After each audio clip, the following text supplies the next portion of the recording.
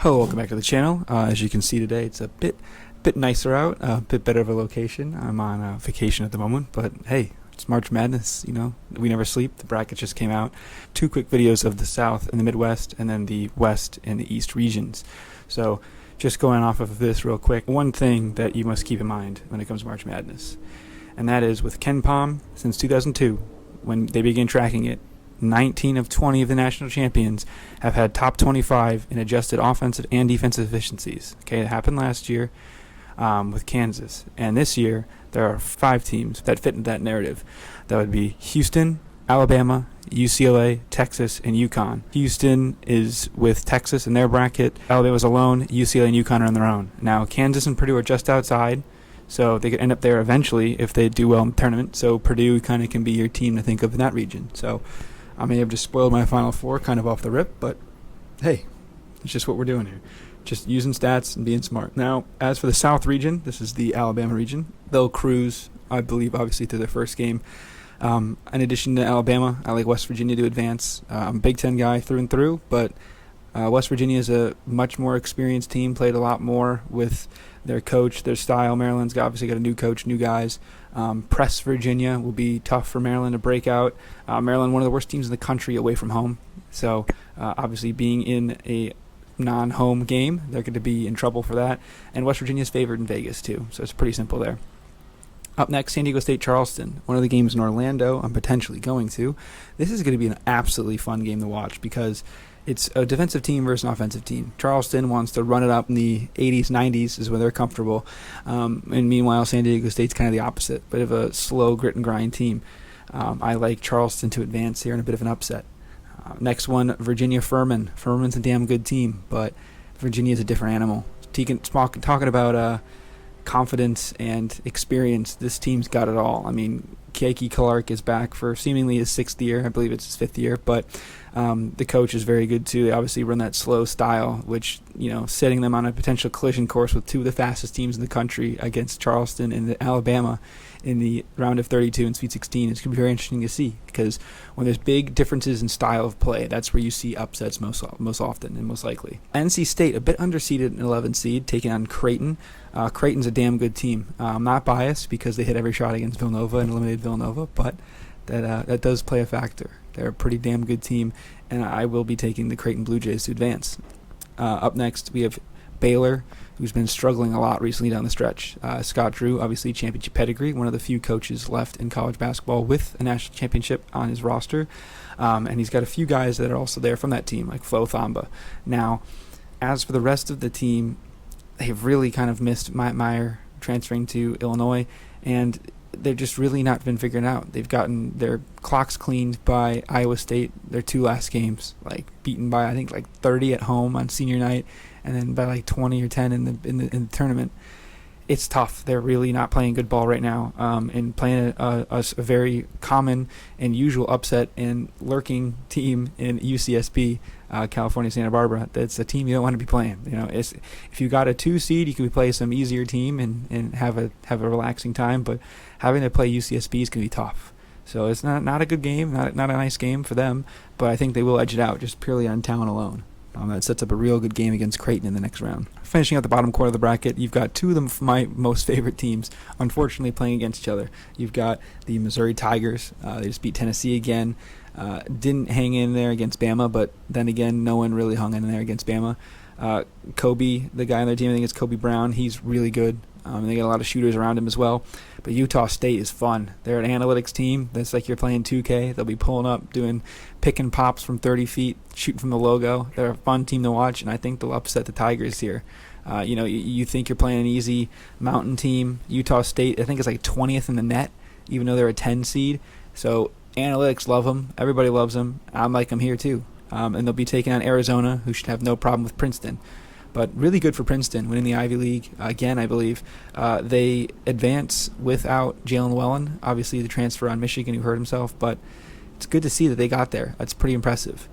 Moving quickly forward, Arizona is going to beat Utah State, I believe. It'll be a closer game than people think. It could be one of those games where it comes down to a missed buzzer beater by Utah State, but Arizona will be taking on Creighton, who will upset Baylor. I don't know if it'll be that big of an upset. I think it could be like a pick 'em in Vegas, but just going off a feel here, I like Creighton and Arizona. Up top, Alabama will beat West Virginia. I just think that Alabama's offense is going to be too much. The press breaker, getting them in transition, is something you don't want to see with Alabama. As for the Charleston-Virginia game, I think Virginia will edge Charleston based on talent. The difference in speeds we'll see in the next game in Alabama-Virginia.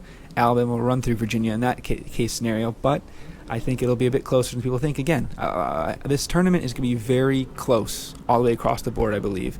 And it's going to obviously be great for the viewing pleasure. And someone like me that doesn't have a rooting interest now that Michigan's out and Villanova's out, I guess Tennessee a bit, but, it'll be very, very fun to watch as a neutral. So, buckle in and have some fun. Obviously, with it being St. Patrick's Day on Friday, hopefully you don't miss some of the games Saturday, but, have fun and do what you can and always be responsible. But setting up a unceremonious Alabama versus Arizona matchup in the Elite Eight, I do think Alabama will advance again. Listen, just based off of purely the trends and analytics alone, they should walk into the Final Four. But teams like that, they remind me of the Rockets back in the day with the Harden Rockets, that they shoot a ton of threes and, one bad shooting night and they're screwed. You play against a team like West Virginia now and Virginia, and if you're not shooting well, you could be in deep trouble real quick. But we've seen them battle through adversity. Obviously, a lot of stuff off the court. Don't really want to get into that. Distraction kind of happened a bit earlier. If it happened during the tournament, it would be a total mess. But it happened earlier in the season. Obviously, not a great situation, but they've been able to power through it, and it's kind of united them. So you don't condone any of the actions or anything involved, but they're a darn good basketball team, and I think I'll see them in Houston. Speaking of Houston, Houston's bracket's up next in the Midwest region. They will obviously advance past Northern Kentucky. No problems there. Marcus Sasser is injured. He hurt his groin in the, I think it was Cincinnati game, whoever they played before the championship game. They lost that game without him, which says a lot. And obviously it's real tough against Memphis because it's the only other real good team in their division that actually has like any sort of pulse. And that would, lead them to believe that they need Marcus Sasser. Obviously, you need your best player. It's kind of self-explanatory. He's now believed to be ready by the first game, but, maybe limit his minutes, see how he feels, and then play him for a few, get him some game speed, and then save him for the next game against Iowa, who will beat Auburn. That's going to be a great game. It's two real good teams. If this is on the football field, you'd want to vomit, but this is on the hardwood, and it's going to be a great game. Auburn's got a few studs. Bruce Pearl got some good experience, up with McCaffrey, too. Two guys that have kind of underperformed over the years. McCaffrey more than Pearl, but I think McCaffrey has the edge here with all the McCaffreys. And Chris Murray, real good player, and I think he could give Houston some fits in the next game. But Houston will advance there, and Houston finds themselves already in the Sweet 16 for me. This next little quadrant is most fun for me. Miami, Drake, and then Indiana, Kent State. I got both upsets here. It's going to be sexy upset picks, which is never good. You never want the upset that everyone's taken, but Drake's a damn good basketball team. They're a 2-point underdog as a 5-12 matchup. I just think Miami's kind of been struggling a little bit down the stretch. Obviously, had a really good time in the ACC, but how good is the ACC? Not very. Drake will come in there representing the Missouri Valley or Ohio Valley. I believe it's Missouri Valley, and they'll run through the Hurricanes and they'll match up with Kent State. Yes, that's right. Kent State is going to upset Indiana.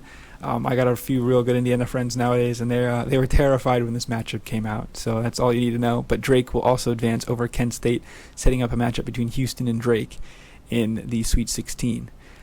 As for the bottom half here, Mississippi State Pitt.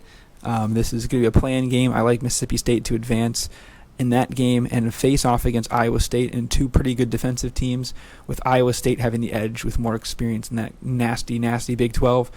They will face Xavier, who will advance against Kennesaw State.